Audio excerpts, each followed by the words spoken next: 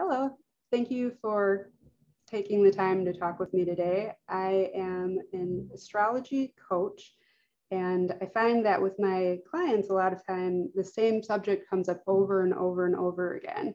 So I thought it might be nice to record a public coaching session where I explore this subject. And it's basically like abundance blocks and feeling comfortable charging what you want to charge, or maybe think you should charge, or maybe could charge for your services, and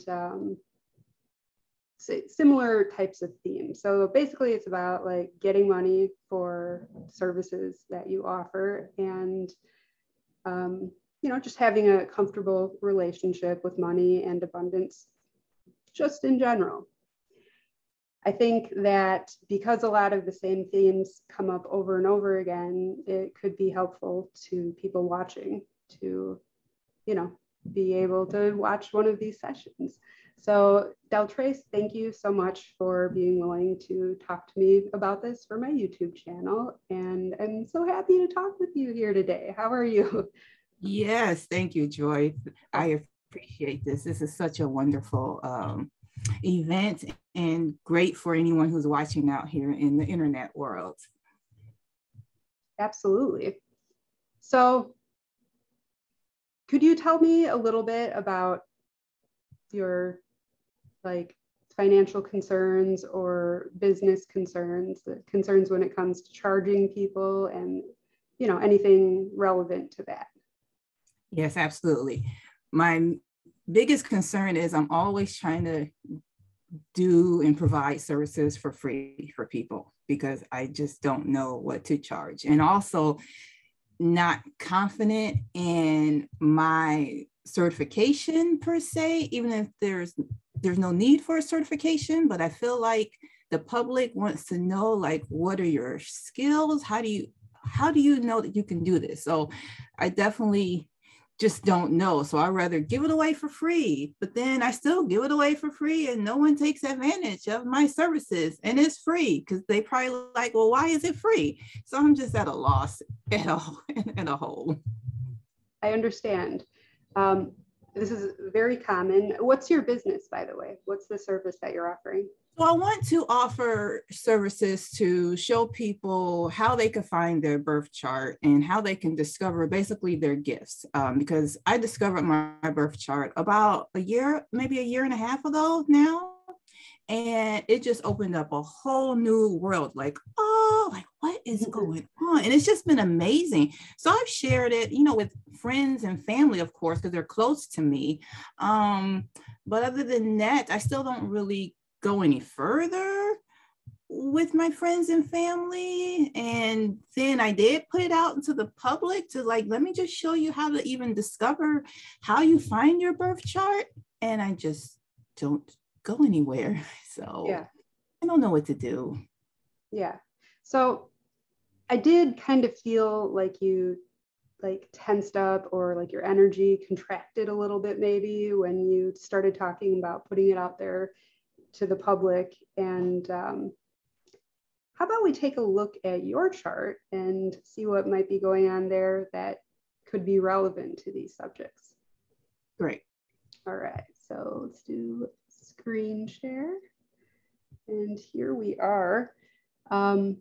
So here's your chart. This is with local apparent time and Placidus houses. Now, I do think that there's validity in all of the time settings, in all of the, at least from what I've seen, all of the house systems. There's some level of validity there, and it's just a matter of what resonates to a person at the time. So as I say, if it resonates, there's something there for you, and it doesn't mean it's like the chart. It's just something to explore right now.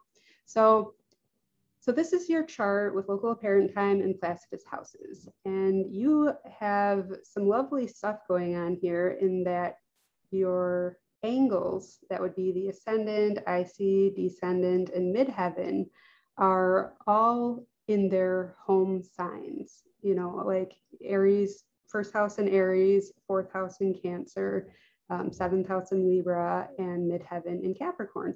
And that's nice because it's the most natural place for these particular placements in the chart for these angles. But you do have an interception in your chart, and this becomes very valid, or very relevant to your chart in a number of ways. So what happens when there's an interception is there is a set of signs, one polarity of signs that doesn't have any houses in it. And when that happens, it means that your environment, especially your early environment, doesn't give you any opportunity to express yourself the way you would naturally want to express yourself in those signs, as well as any of the planets or placements that might be in those signs. So you're born a master in this area, but you get a lot of unhealthy or regressive, like too old school or just otherwise not right for you conditioning in these areas. And the house that's involved, in this case, the 6th house and 12th house, are areas where you're just kind of unusual in these areas. You don't do things the way other people do, and your early environment tries really hard to like hammer it into you that there's a certain way it needs to happen, and you try to do things the way you're expected to do them, and you just can't because it's just not you. You were born with this mastery, and your environment tries really hard to make it so you're not even aware of it, much less that you're able to express it and it responds well. So even if you do try to express it, your environment will try to invalidate or even punish, judge, demonize, just tell you it's foolish, tell you that it's wrong, that it's immoral, the way that you naturally want to do it, but you were born a master in these areas. So it's like you're ahead of your time in these areas. And then this is really relevant to the subject that we're discussing here, because you have Venus in a sign that's intercepted, Venus in Virgo. And we'll talk about that more in a little bit. But the other thing that becomes really relevant here is that every time there is an interception in a chart, there's also a duplication. And the duplication is where there are at least two signs that have two houses in them. So in your chart, both the 4th and 5th house are in Cancer, and both the 10th and 11th are in Capricorn. And when that happens, essentially, the house is smaller, so you don't have as much opportunity for development in terms of transits, because as transits happen throughout your life, you end up with, it just doesn't spend as much time in the smaller houses, and you're less likely, all other things being equal, you're less likely to meet somebody and to have people in your life who have placements in your 10th house in the synastry overlays. So it basically doesn't get as much stimulation from people in your life and from transits, but also, so you could say the same about the 9th house and even the 8th house, and then their opposite houses as well, because they're also pretty small compared to, say, your 6th house and your 12th house, where there was a lot of focus for you growing up. But not only is it smaller, but it's also kind of swallowed up by this duplication. So that means that the 4th house and 10th house were areas where you were essentially neglected, or that your environment neglected to put any emphasis on while you were growing up. So there's more focus on the 11th house and the 5th house. Now, how that can end up looking is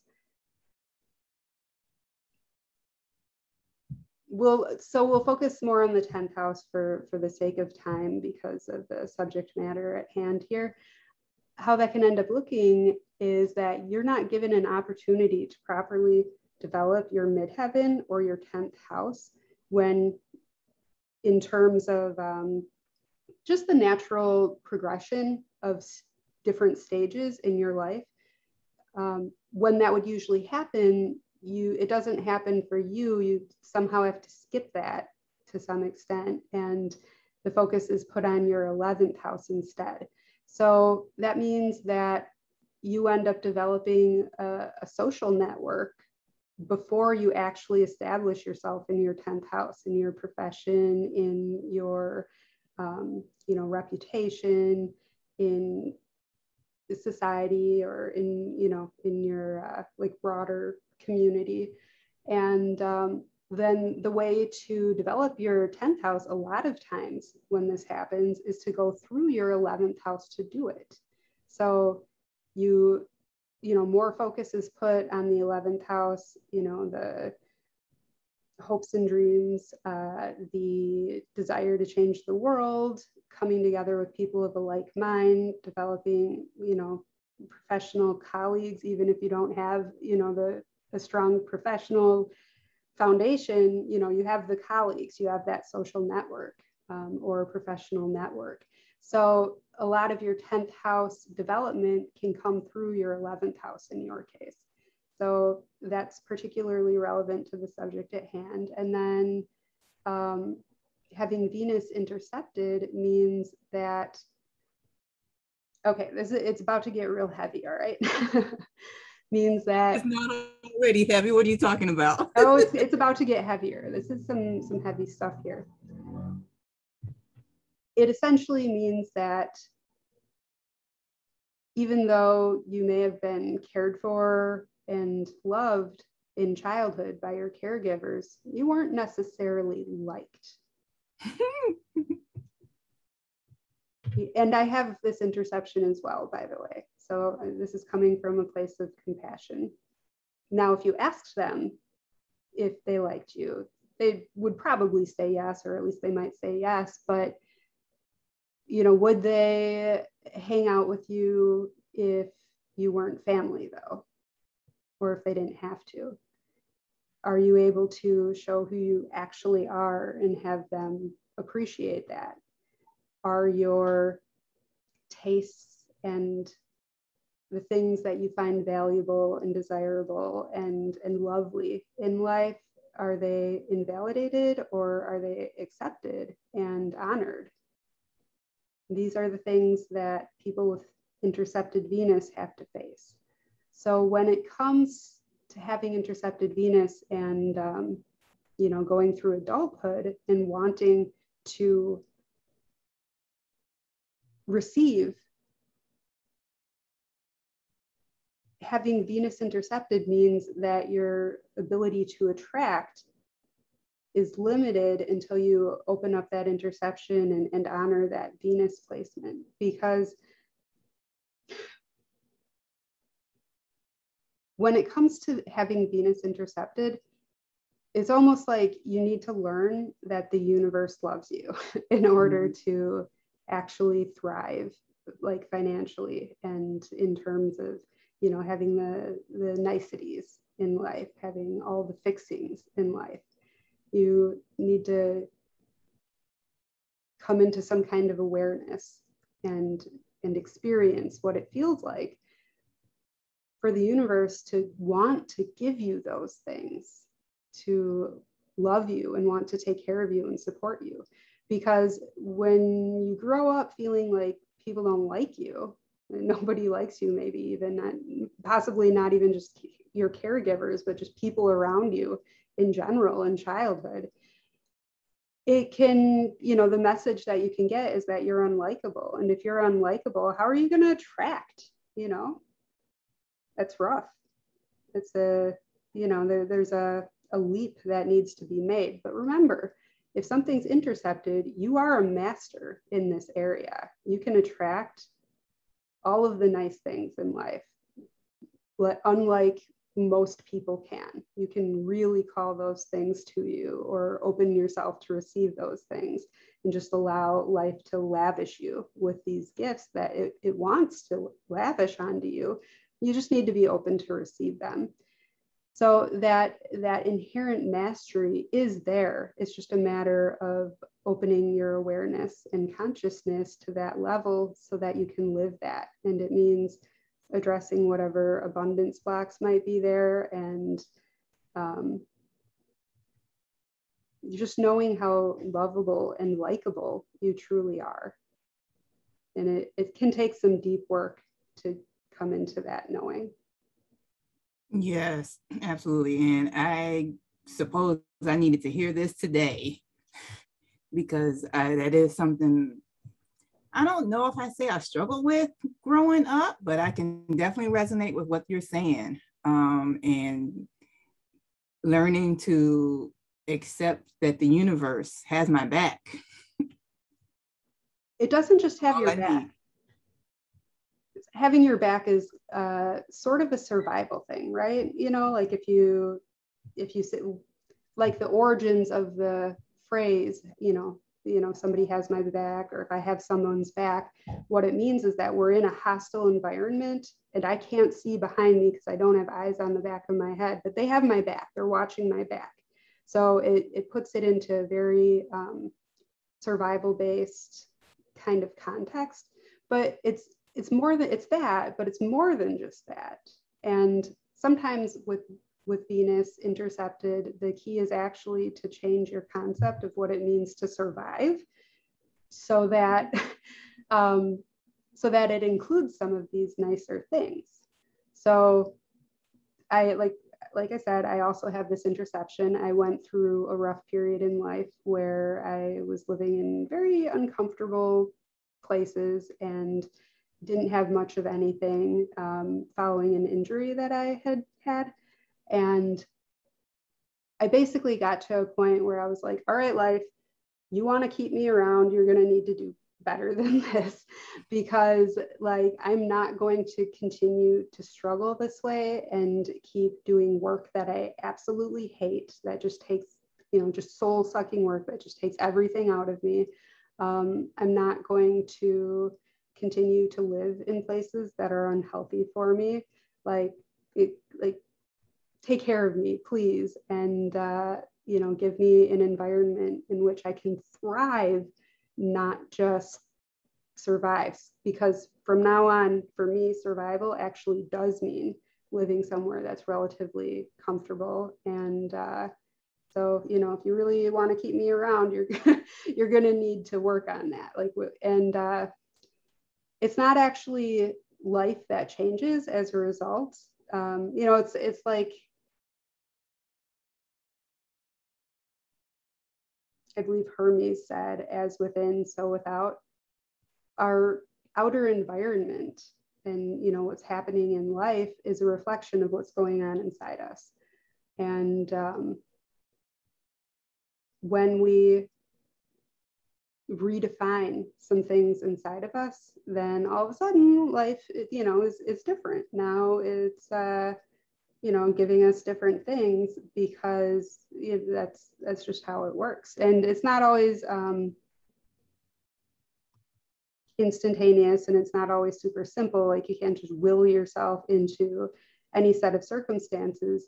Sometimes there's much deeper work that needs to be done, or sometimes we think we want something and it's not for us right now because we actually need something else right now, and it's for our good. And if we could see the whole picture, we'd be really grateful for it potentially, or in the very least understand why it needed to be that way for some reason. But there's a part of me that's like, that's so invalidating to people who go through horrific experiences. So I do think that sometimes life just hurts, and that's just the nature of living in this plane. The plane that we live in, this physical plane, is very, very dense, and sometimes things just hurt. And you know, we experience major losses in life. Everybody does. And, you know, there's a lot of stuff that just does not seem fair. And I don't want to invalidate anybody's experience about any of that. And having said that, I'm going to continue on and say, opening yourself to allow life to spoil you a bit and to take care of you and to show you how much it loves you can really work wonders, especially with somebody with Venus intercepted. Okay, that's good to hear. Thank you. You're welcome.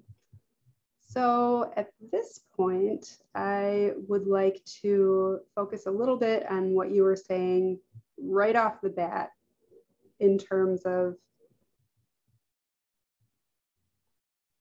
feeling like it's okay for you to charge. Yeah. All right. So I'm going to just make a little note of the fact that you have your sun in your 7th house in Libra, and it's even conjunct your descendant. And you've got Pluto conjunct your North Node in Libra in the 7th house. So these are some kind of important things. And then having your South Node in Aries in the 1st house. So South Node is your comfort zone and an area that you're growing from in this life. And your North Node is the area that you're learning and growing towards. So this is kind of a direction of travel, you could say. And having your comfort zone in Aries in the 1st house means that you're very good at surviving. You're very good at making a fresh start when you need to. You're very good at doing what's best for you and fighting for yourself and just knowing what to do and, you know, being direct about doing it. And then the North Node can be kind of scary. So for you, that's in the 7th house, and that is in Libra as well. So this is all about partnership. Now, I also have my South Node in the 1st house, and it's conjunct my ascendant even. So I get it. The idea of a partnership is kind of scary because you're giving up your ability to act as you want to act to the extent that you're accustomed to being able to do. When you're depending on a partnership or on another person to cooperate, to make decisions, to, you know, when you need to do what's best for the partnership or for your partner and count on them to do the same for you, man, that is a scary thing. That's a really uncomfortable thing. And when I was younger, I would have said that, possibly would have said that, you know, I'm decent at that. But in hindsight, like, no, I got into partnerships with people who let me run the show, and I didn't really cooperate with any of them. I didn't have like teamwork, and you know, we didn't build a life together. We lived our lives side by side, and I did what I wanted to do. and if that wasn't okay, I was gone. So, you know, this is an area that I am learning as I, you know, progress through my life and my development, is how to count on a partner. And that could be, you know, romantic partners or business partners, any kind of partnership, really, because the bottom half of the chart is, you know, all about us. And then the 7th house, that's where it starts to be just as much about the other person as it is about us. And the 7th house in particular is about the partnership itself. So having your sun in your 7th house means that, and in Libra, no less, means that you really shine when you can make other people shine, when you can support other people, when you do form those partnerships, even though it may be kind of scary to do it, when you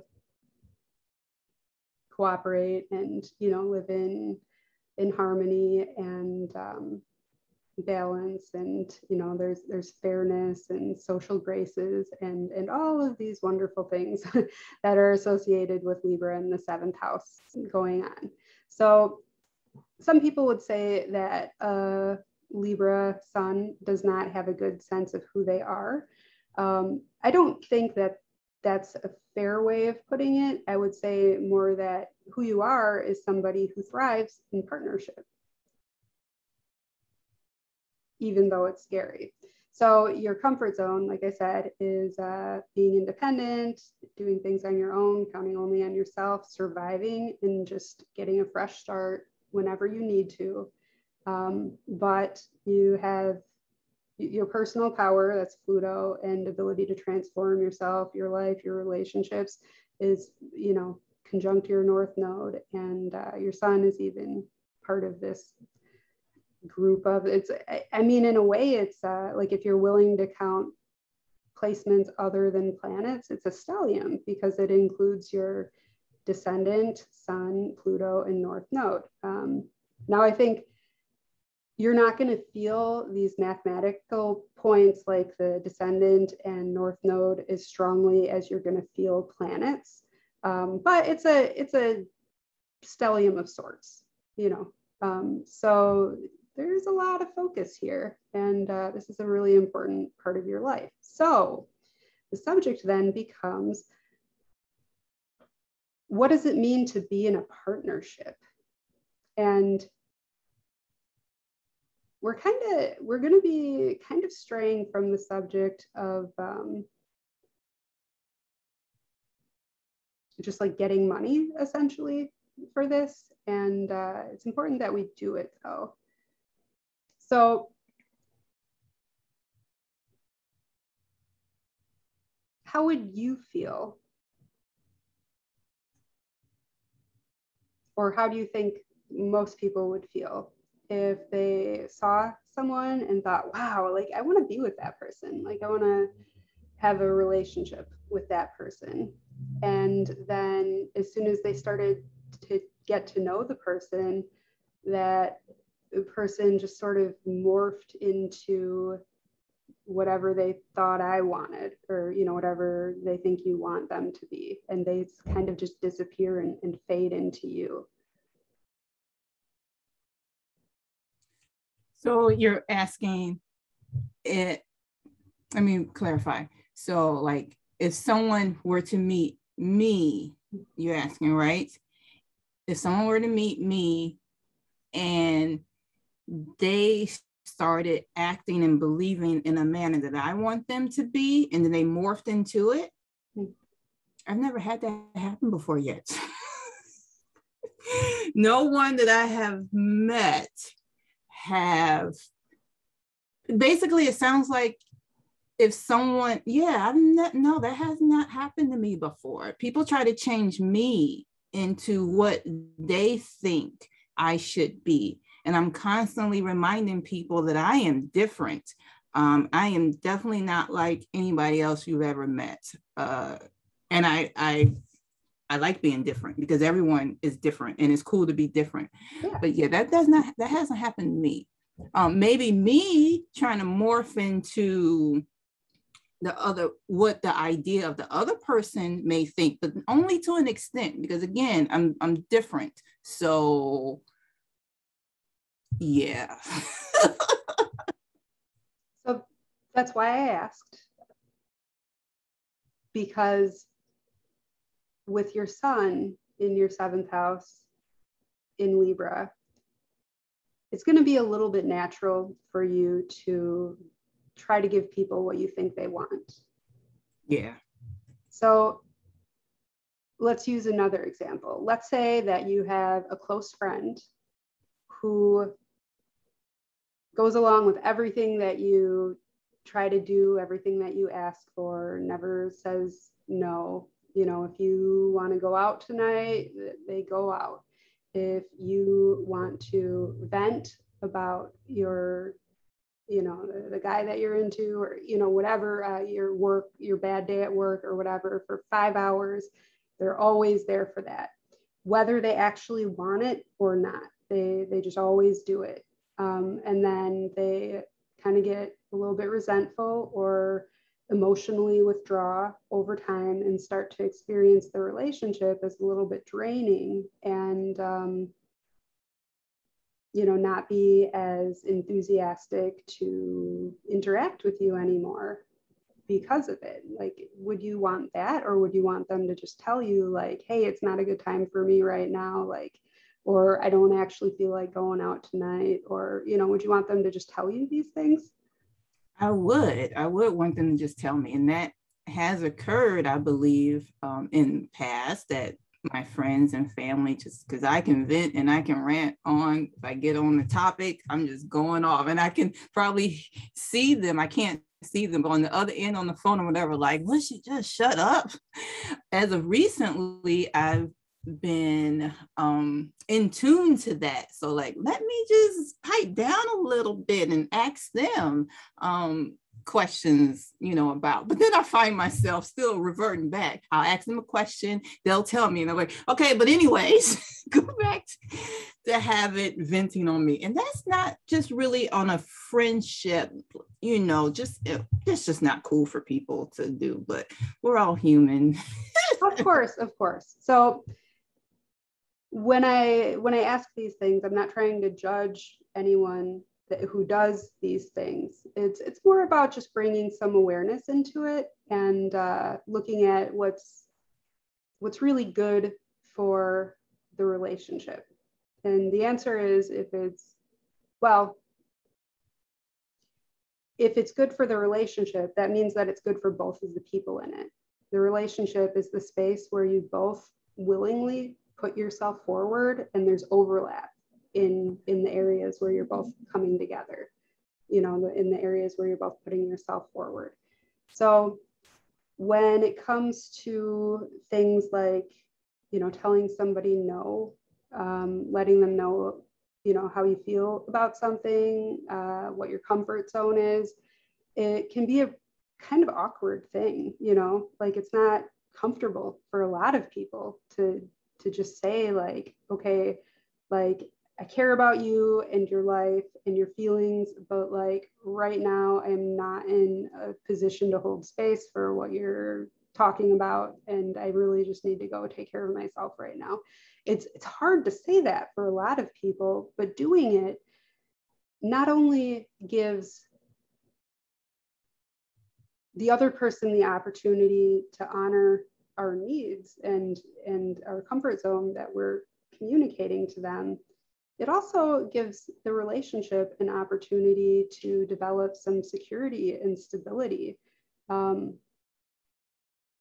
Like, if someone's never going to say no when you ask them to do something for you, it can become really uncomfortable to ask them anything, because like, if they're just going to be upset and not say anything, like, there's no security there. You're not safe with that person because they're not letting what they need, or what they don't want to do, or whatever the case is.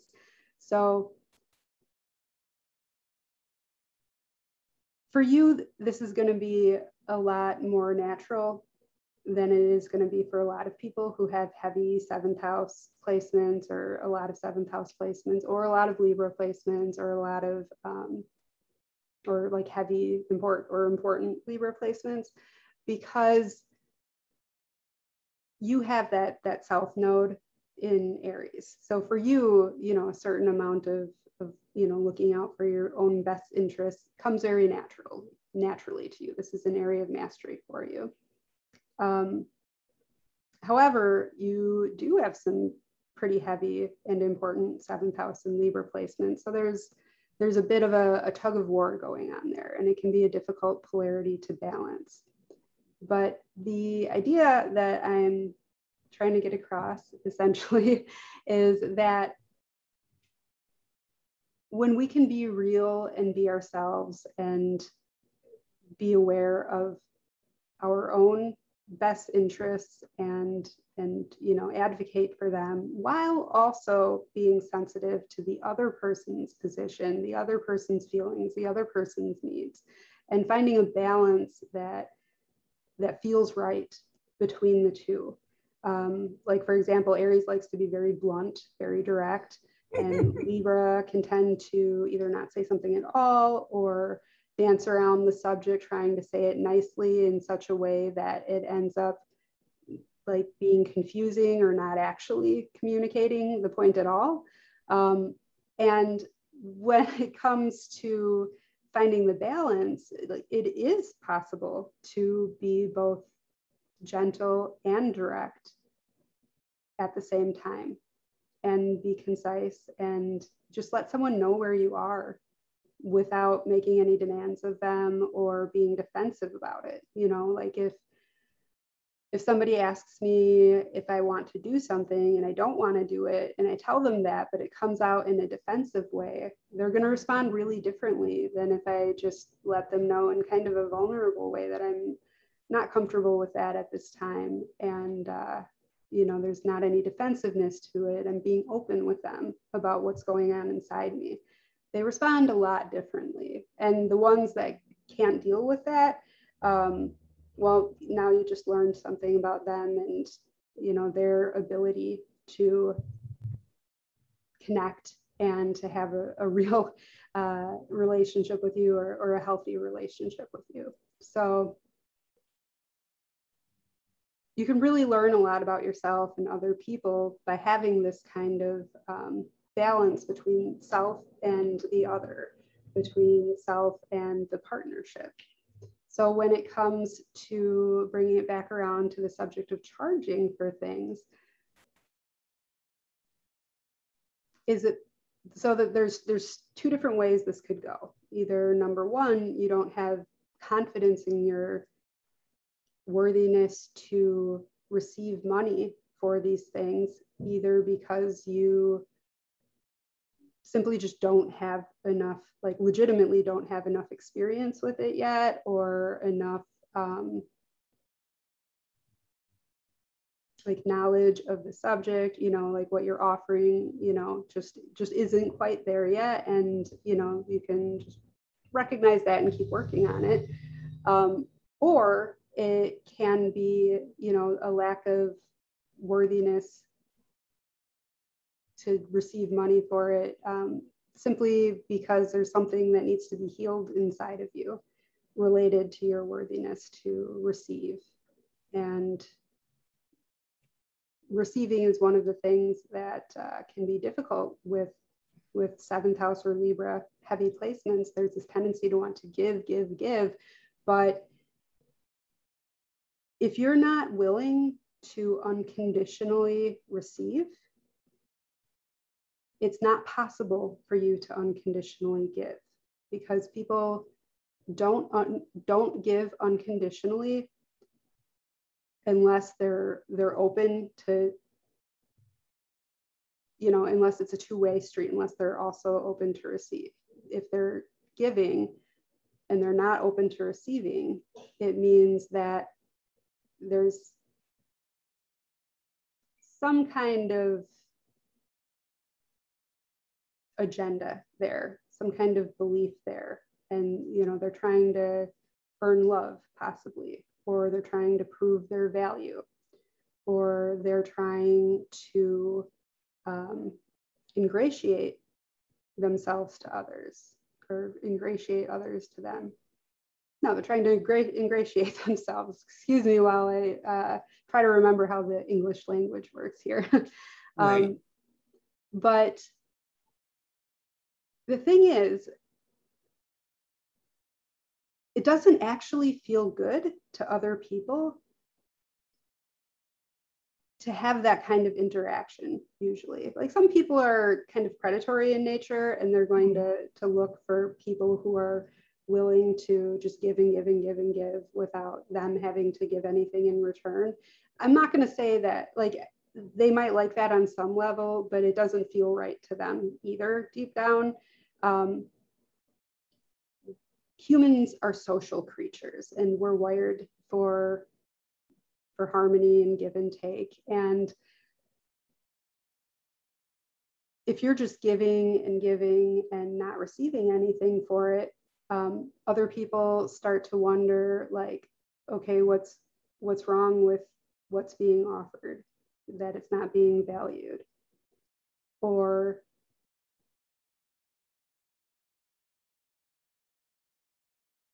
it just feels bad or not right to them, kind of deep down, or even on the surface, because they want to give in return. That feels good. It feels right. You know, if someone, you know, gives you something, you usually want to give them something in return, right? That's just, you know, how humans are wired generally. So it doesn't need to be every single interaction, and it doesn't need to be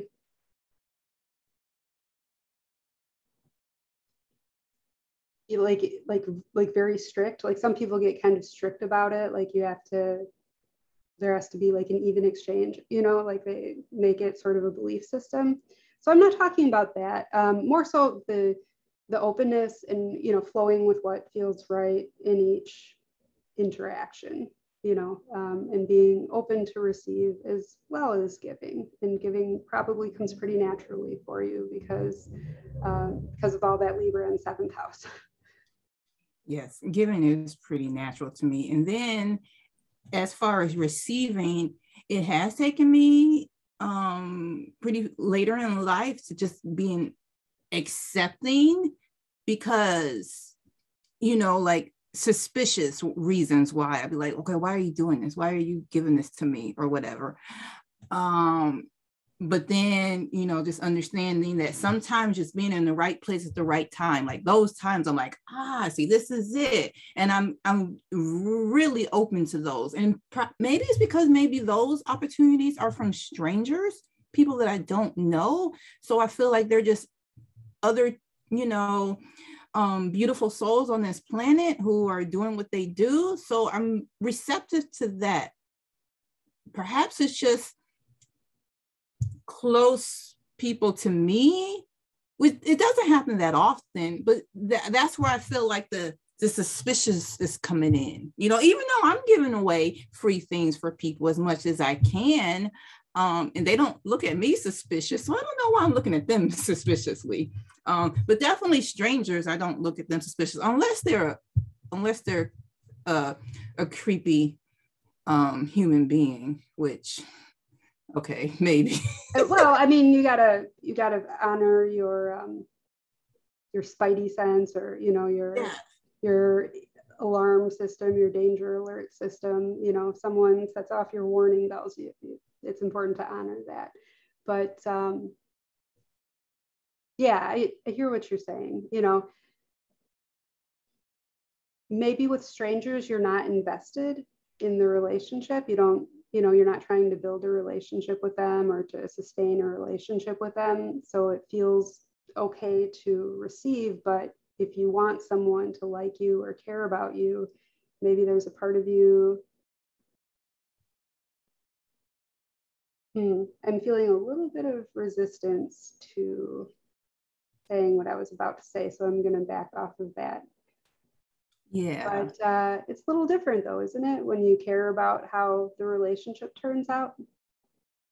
It is different. Because at the end of the day, all the time, I don't want to cause harm to anybody. And I don't want to, I guess that's really the only thing I can say. I don't want to cause harm to anybody, you know? And so when you are with your friends and your family who they're just in your life, you know, forever, because they're your family and friends, like I don't know how it happens, but you know, they're your friends and you don't want to cause harm to them. So I'm very careful and cautious about what I do, but not to an extent where I'm trying to manipulate either. I don't want to do that because I don't want no one to manipulate me. So I'm definitely into what you put out into this world, you're going to get back, you know. And then at times that maybe on accident or not on purpose, when I cause harm, which again, it's not on purpose, but when I cause harm, oh my goodness, the guilt that I feel, like, I'm sorry, I ain't mean to do that. And it's just natural. Yeah. Yeah.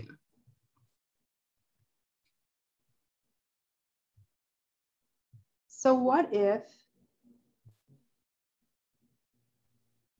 it feels good for people to pay you for your services, but they just need to know, they just need you to let them know what that entails. You know, you need to be upfront about, you know, how much you charge for your work. Or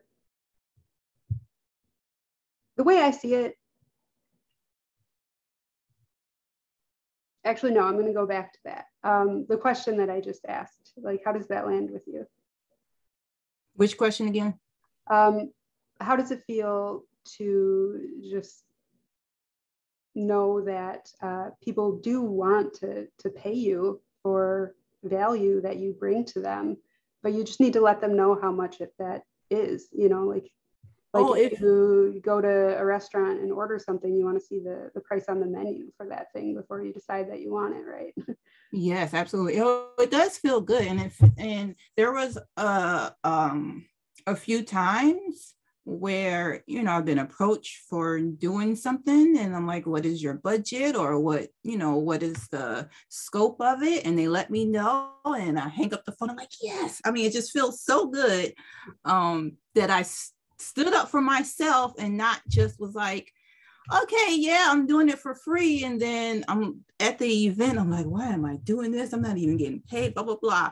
You know, so it feels good.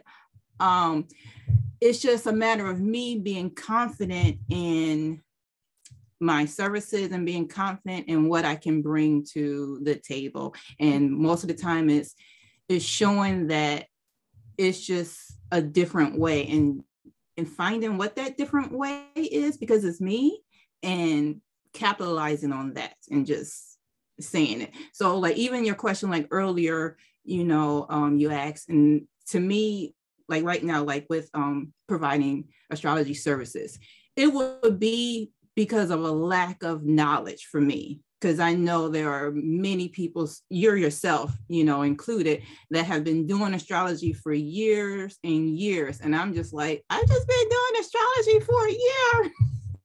Yet, let me charge you. So it's that aspect where I'm just a little bit nervous about. So then I'm like, well, here, take it for free so I can practice. But then they're like, why is it free? You know, so it's a circle of, but it's still my time, you know, and it's still the knowledge that I do have. And at the same time is I'm okay with getting people to the place. Like, let me show you where I'm at. And if you want anything further, which is beyond my scope of knowledge, by all means, let me direct you to this person, to that person, to that person. I'm all for that, because there's monies around for everybody. But it's just being confident in myself to let people know that this is what I know, and it is still good, and how it's helped me and how it's helped other people, which is basically friends and family, discover their birth chart and their natal and their stars and stuff like that. But it's still just going out to the public. I even made a website to show people, but I'm still like, I don't know. I understand. Confidence. I think this is a pretty natural stage in the development of any new skill that you want to get charged for. So astrology is very technical in the beginning. There's a lot of technical information to learn how it all works. You know, it's a language. So, you know, knowing what it means when you see the symbol for Neptune, you know, just seeing that symbol and feeling Neptune without, and like having the concepts of Neptune in your head without needing to, you know, do an extra step of translation is something that, you know, just over time becomes more natural. So there is some, you know, it is a language that, you know, takes some time to learn and some practice. And it's, you know, very technical in how it all works in the beginning. But then at a certain stage, it becomes art. Now, if you were to like, let's say you wanted to buy a painting of a sunset and you were looking at all the different painting, like let's say there was a market where people just offered paintings of sunsets and they had their paintings on display. If you're walking around and you see a sunset that you really like, and there's a painting next to it that has a different sunset, and it's all right, but it's not like, oh, wow to you. Is it really going to matter to you that the one that's like, all right to you, the person who painted it has a degree in art, is certified, and has been doing it for 30 years? Or are you going to just go with what speaks to your soul when you look at it, even if it's the first painting that person ever did? That's a great way of putting it. I like this, like saying that basically what you're doing is an art, you know, and you're right. Like if I am, and I do shop a lot, okay? So if I go shopping, I'm looking at the different sunsets that's on display. You're right. I'm not going to be like, I like this one, but tell me how long you've been painting, because that's going to determine if I'm going to buy it. No, it's not. It's going to be like, I like this. It's something about it I like. How much is it? And not negotiating with the price either with the person, because that's just rude, unless they want to negotiate. But again, that's just rude. People's prices are what their prices are. And I guess I should take my own advice and say that too, but it's just so hard. But again, I'm not going to ask them, how long you've been painting for? What are your credentials? What paints did you use? How much did you pay for them? No, I just like it. It resonates with me. And if I have the money, I'm going to buy it and I'm going to bring it home. Yeah. You're seeing some really good things today, Joy. Thank you. Well, like I said, I've worked through a lot of this myself. And I also have had these exact conversations with so many people, because these are very human experiences. This comes up for this. It's the same patterns, the same conditioned beliefs, the same burdens, the same, you know, limiting fears that come up in so many people. So this is why I wanted to make this video. So bringing it back around to astrology. When you are the one offering the painting on display, what's important is that you feel good about your work. You know, that, you know, if you are just getting started with painting and, you know, you're not quite sure yet, you know, how the paints are going to behave on this particular type of canvas or with this brush, and, you know, you're still finding your stride, and you make some pieces that you don't feel particularly, they didn't really capture what you were going for, or, you know, you're not really digging them. You know, maybe if somebody wants to pay for it, if someone's like, oh my goodness, this is perfect, I really want this, maybe you'll still sell it, but it's going to be hard to go take part in that market and put your paintings on display when you feel like you're not there yet.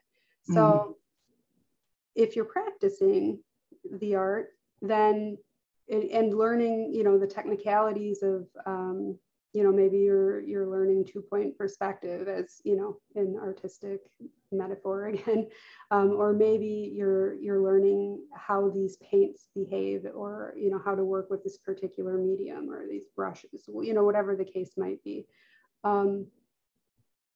You know, if that's the case and you need practice, call it what it is. You know, it's practice. And, you know, you don't need to, when you're doing a reading for someone, if it's meant to be practice and you're still learning the ropes yourself, and, you know, you're not confident that you're giving people the best readings that, you know, or the level of readings that you want to give them yet, then it makes sense to just say, okay, so what you're getting out of this is, you know, a reading. What I'm getting out of this is some practice and some feedback to help me grow as an astrologer. And it is an even exchange if you both feel good about it and feel that it's fair. You know, it doesn't, necessarily need to be them giving you money if what you're getting out of it is practice and feedback and, you know, just building your confidence and you're both happy with that. And then at a certain point, you know, people start saying, wow, this is so great. You know, this really opens my eyes to this particular area, or this really changed my life. Or, you know, the more positive feedback you get, the easier it's going to be for you to build towards that point where you are charging people. And that's just a natural part of learning a trade, I think. Yeah, that's good. And I like how you mentioned that, you know, the practice and feedback, because in a sense, it's still an exchange of something. It doesn't always have to be an exchange of money, because money is really just a tool. And even though financially wise, I don't have like a whole lot, but I never felt that way my whole life. You know, I still will say I'm rich and I live a rich lifestyle.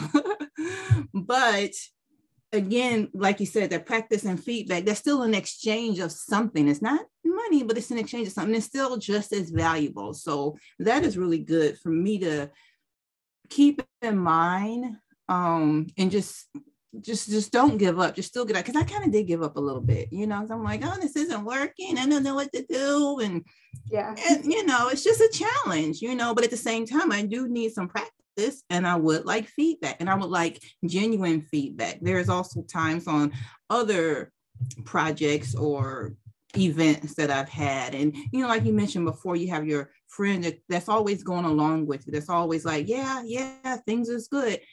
I don't want that. I want some actual feedback, you know. And there's been times when I've had to actually explain that, like, please let me know, like, any grammatical errors, typos, you know, stuff like that. Like, that's the feedback I want, not just like thumbs up.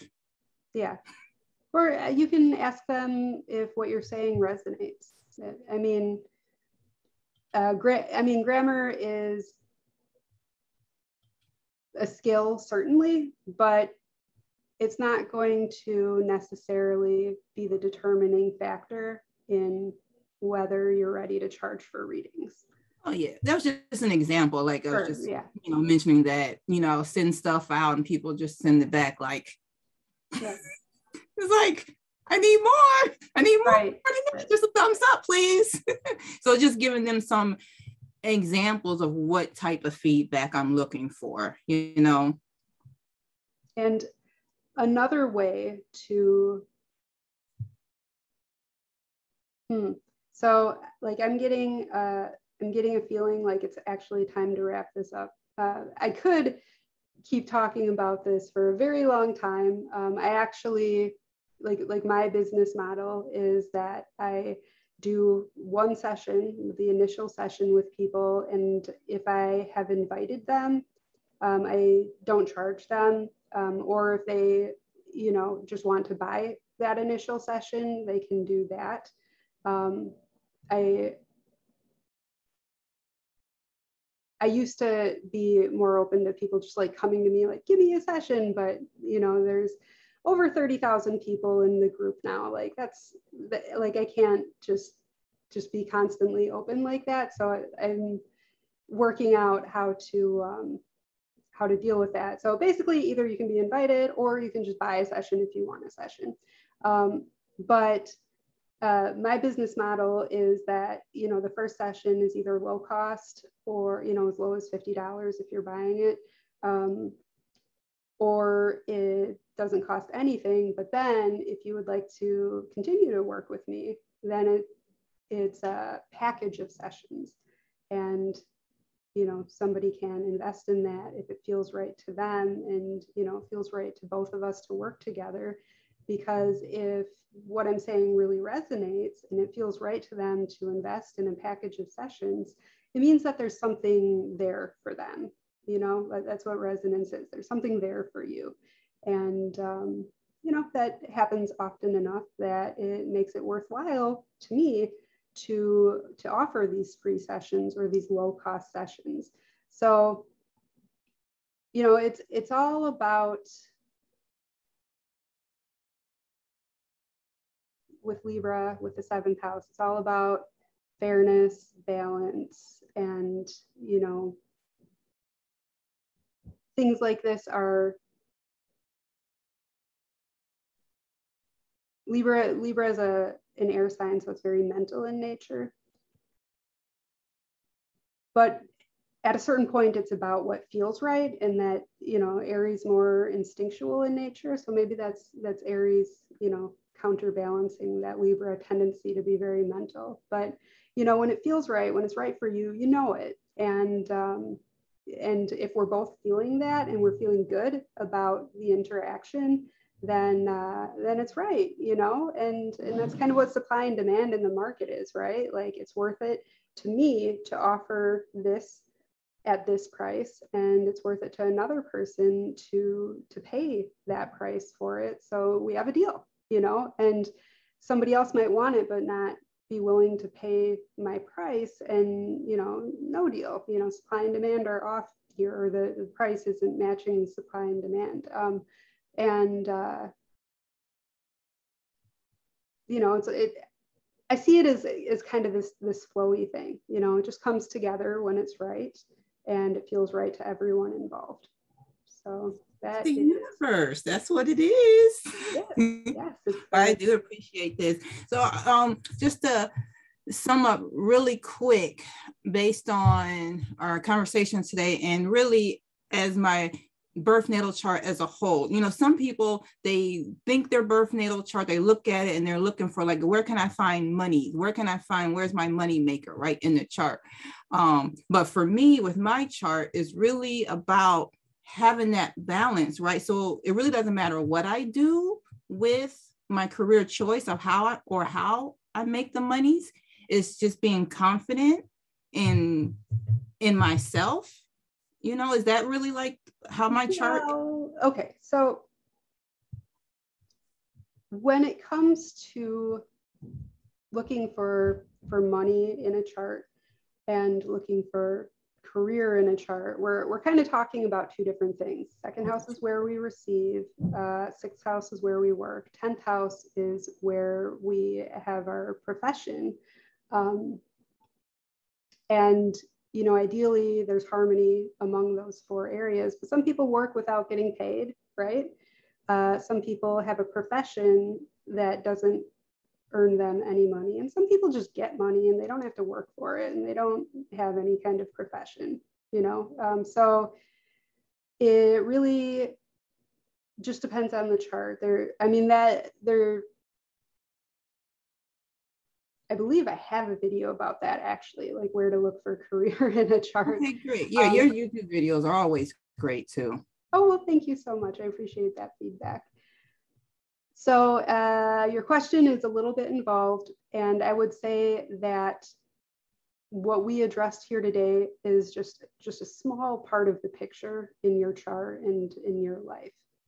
And that's because it's all very involved, and it's best to focus on, you know, 1 or 2 areas at a time. And, yeah, you know, just slow is fast when it comes to doing this kind of work within ourselves. So it does matter what you do. The short answer is do whatever feels right to you, whatever ignites your spirit, and whatever flows. And if you want a more technical answer, that is a whole subject in itself that we don't have time to cover today, essentially. Understandable. I understand. I just wanted to make sure that just to wrap up that that for me, just being confident in my skills and abilities with so much energies over with the Libra 7th house and my South Node, just making sure that I'm confident in whatever it is I do, right? Yeah, it's got to feel good. It's got to feel right. And you need to know your value and your worth in order to feel right charging for it, no matter how great your services are. Okay, I wrote it down. Thank you so much. I appreciate this. Appreciate your services, and the group is a wonderful group. I don't be on Facebook too much, but when I do, I'm always liking, screenshotting, saving information because it's so valuable, and I appreciate it. You're welcome, and thank you for that feedback. So for anybody who's watching this video from the YouTube channel, from my YouTube channel, we're talking about the Facebook group called How to Read Natal Charts. Well, thank you so much for speaking with me about this today and sharing your experience. I really appreciate that. It's always such an honor when people come into this space with me, and I just love what I do, and it's a blessing when people want to work with me or speak with me about their inner world. So thank you as well. I appreciate it. You're welcome.